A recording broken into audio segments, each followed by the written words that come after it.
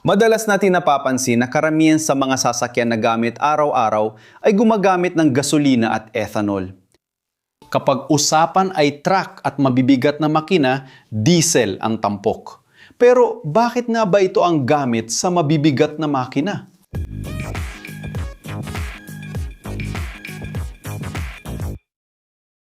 Kamusta mga mahilig sa ininyeriya? Ngayon, tatalakayin natin ang misteryong maaaring naisip mo na rin kapag nakakakita ka ng malaking eskabadora o traktora sa bukid.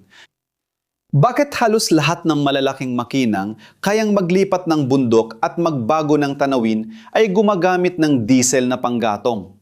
Hindi ito nagkataon at ang sagot ay tungkol sa pagsasanib ng pisika, chemistry at inhinyeriya. Ano nga ba talaga ang diesel at ano ang mga pangunahing katangian nito? Que o tornam tão especial. Ang diesel, na kilala rin bilang diesel fuel, ay isang uri ng fossil fuel na nagmula sa krudong langis, katulad ng gasolina. Gayunpaman, dumadaan ito sa ibang proseso ng pagpino, kaya nagkakaroon ito ng bahagyan may ibang chemical na komposisyon. Isa sa pinakakapansin-pansing katangian nito ang densidad. Mas siksik ang diesel kaysa gasolina, ibig sabihin sa parehong dami, mas marami itong masa at mas mataas ang enerhiyang nilalaman. Isa ito sa mga pangunahing dahilan kaya mas pinipili ito sa mga aplikasyon na may mataas na demand. Bukod dito, mas mataas ang flash point ng diesel, kaya hindi ito madaling sumingaw at sa ilang mga kondisyon, mas ligtas itong hawakan at itago kumpara sa gasolina. Pero paano nga ba nagiging advantage para sa mga mabibigat na makina ang pagkakaibang ito sa energy density ng diesel at gasolina? Isipin mo may mabigat kang backpack na bubuhatin, kaya kailangan mong kumain para magkalakas. Kung merienda lang o buong plato ng pagkain ang meron ka, alin ang mas magbibigay ng enerhiya para sa gawain? Kung sinabi mong ang plato ng pagkain, tama ka. Ganyan din sa mga fuel. Mas siksik ang diesel kaya ang 1 litro nito ay may 10 hanggang 15% higit na enerhiya kaysa sa 1 litro ng gasolina. Ibig sabihin nito, para magawa ang parehong dami ng trabaho, kailangan ng makina ng diesel na magsunog ng mas kaunting dami ng fuel. Para sa mga makinang tumatakbo ng mahabang oras, nagbubuhat ng napakalalaking karga o naghuhukay ng tonelada-toneladang lupa, ang ganitong uri ng episyensya sa enerhiya ay isang mahalagang salik na direktang nakakaapekto sa autonomiya at gastos sa operasyon. Parang may tangke ka ng fuel na mas maraming kilometro o oras ng trabaho ang maibibigay gamit ang parehong dami ng fuel. Isa pa, mahalagang punto rin ang torque. Sa mabibigat na makina, mahalaga ang torque sa mababang RPM para sa performance. Ano ang nagpapatingkad sa diesel dito? Ganito, ang torque ay ang puwersa ng pag-ikot, ang kakayahan ng isang makina na paikuti ng isang bagay o magbigay ng puwersa ng pag-ikot. Sa mga mabibigat na makina tulad ng traktora, excavator o crane, ang mahalaga ay hindi ang bilis sa dulo, kundi ang kakayahang magpagalaw o magbuhat ng napakabibigat na karga mula sa pagkakatigil o sa napakababang bilis. Ang mga diesel na makina ay dinisenyo para makagawa ng mas mataas na torque sa mas mababang RPM ng makina. Ibig sabihin, hindi kailangang umarangkada o umikot ng mabilis. Mahalaga ito para makapagpaandar ng may mabigat na karga, umakyat sa matarik na rampa gamit ang punong truck o maghukay ng malalim na butas. Ang kakayahang magbigay ng ganitong lakas agad-agad at sa pare-parehong paraan.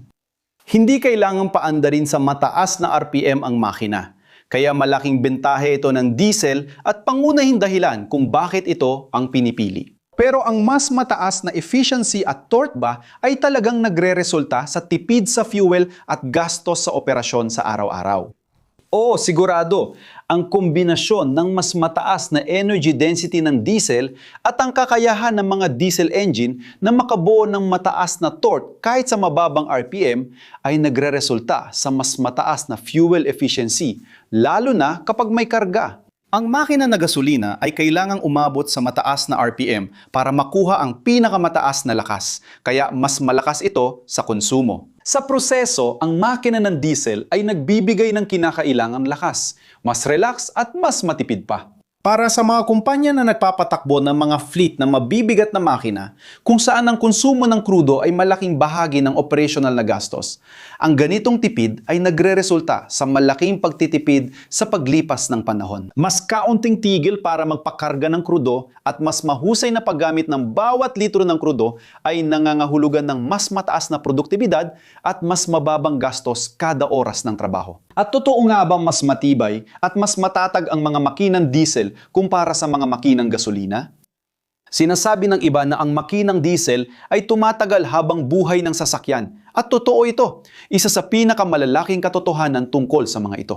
Ang mga makinang diesel ay ginawa para kayanin ang mas matitinding kondisyon ng trabaho. Gumagana sila sa mas mataas na compression ratio kumpara sa mga makinang gasolina, kaya nangangailangan ito ng mas matitibay at mabibigat na bahagi tulad ng mas makakapal na engine block, mas matitibay na crankshaft at mas matitibay na connecting rod. Ang ganitong pagkakagawa para tumagal ay dahilan kung bakit mas mahaba ang buhay ng mga makinang diesel at mas kaunti ang kinakailangang maintenance sa buong panahon ng paggamit nito, kahit pa ito ay ginagamit ng tuloy-tuloy at matindi. Saan nga ba natin makikita ang pagiging superior ng diesel sa araw-araw nating buhay?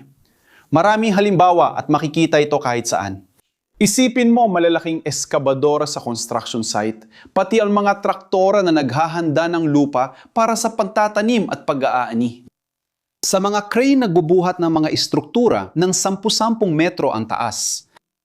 Sa mga truck na nagdadala ng mga kalakal sa buong bansa, sa mga bus na nagdadala sa atin papunta sa trabaho, at maging sa mga generator ng kuryente na nagsisiguro ng supply sa mga liblib na lugar o kapag nagkaaberya ang linya ng kuryente. Sa lahat ng mga sitwasyong ito, ang pangangailangan para sa lakas, tibay at episyensya sa mabibigat na gawain ang dahilan kung bakit ang makinang diesel ang malinaw na pagpipilian. Ito ay isang makina na nagpapagalaw sa ekonomiya, konstruksyon at agrikultura na nagsisilbing gulugod ng maraming industriya. At ano ang dahilan kung bakit napakaasahan ng diesel para sa tuloy-tuloy na operasyon at sa ilalim ng pinakamabibigat na karga? Mahalaga ang pagiging maaasahan sa operasyon ng industriya o konstruksyon dahil ang tigil makina ay nagdudulot ng pagkalugi.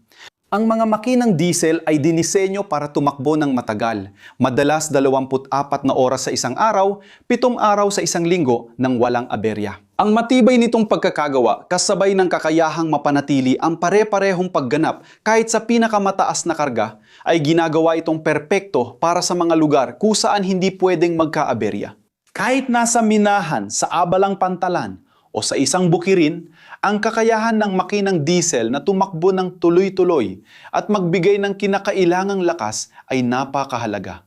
Tunay silang mga workhorse, idinisenyo para tiisin ang matinding trabaho at magpatuloy kahit bumigay na ang ibang makina. Gayunpaman, puro benepisyo nga ba ang hatid ng diesel? O baka naman, may mga hamon at limitasyon din tayong dapat isaalang-alang? Siyempre meron. Walang teknolohiya ang perpekto at may mga kahinaan din ang diesel. Sa kasaysayan, kilala ang mga makinang diesel na mas mainay. At dahil dito, naging malaking issue rin ang mga emisyon ng mga polutant. Ang mga makinang diesel ay kadalasang naglalabas ng mas maraming nitrogen oxides at particulate matter kumpara sa mga makinang gasolina. Gayunpaman, gumawa na ang makabagong inhinyerya ng paraan para mabawasan ang mga problemang ito. Mga teknolohiya tulad ng mga diesel particulate filter, selective catalytic reduction system na gumagamit ng ARLA, 32 at injection ng Eletrônica de alta pressão tem malaki ang nabawas sa mga emisyon, kaya ang mga makabagong diesel engine ay mas malinis at mas episyente kumpara sa mga naunang henerasyon. Kahit ganon, mas mataas pa rin kadalasan ang paunang gastos ng isang diesel engine at ang maintenance, kahit hindi madalas, ay maaring mas mahal kapag kinakailangan. Hindi pa kasama rito ang biodiesel na hinahalo sa diesel natin. Dito sa Brazil, kung saan gumawa na ako ng isang napaka-friendly na video dito sa channel, sinabi ko kung gaano kasama ang basurang inilalagay nila sa mga tangke at kung paano nito pineperwisyo ang mga gumagamit. Kung nakarating ka hanggang dito at nagustuhan mo ang video, mag-subscribe ka na kung hindi ka pa nakasubscribe, i-like mo na rin at i-activate ang bell para sa mga notification. Kung interesado ka sa aming nilalaman, maaari kang maging miyembro para matulungan kami magpatuloy gumawa ng content at maalala ka sa aming mga video. Kung gusto mo pang malaman tungkol sa mga kursong inirerekomenda namin, iscan lang ang QR code o i-click ang link sa video description para makakuha ng access sa iba't ibang oportunidad para sa pag-unlad ng iyong kakayahan. Magbibigay ang mga ito ng malaking bentahe sa profesional mong karera. At ikaw? Naisip mo na ba ang mga dahilan na ito?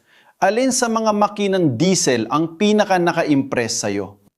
Mag-comment sa ibaba, ibahagi ang karanasan mo, at share ang video sa mga kaibigan at pamilya. May dalawang interesting na video sa gilid na dapat mong panuorin para mapalawak ang kaalaman at mapukaw ang kuryosidad. Kung gusto mong tumulong, i-like ang video, mag-subscribe, i-activate ang bell at isaalang-alang maging miyembro. Sa mga mahilig sa ininjerya, yakap at magkita tayo sa susunod na video.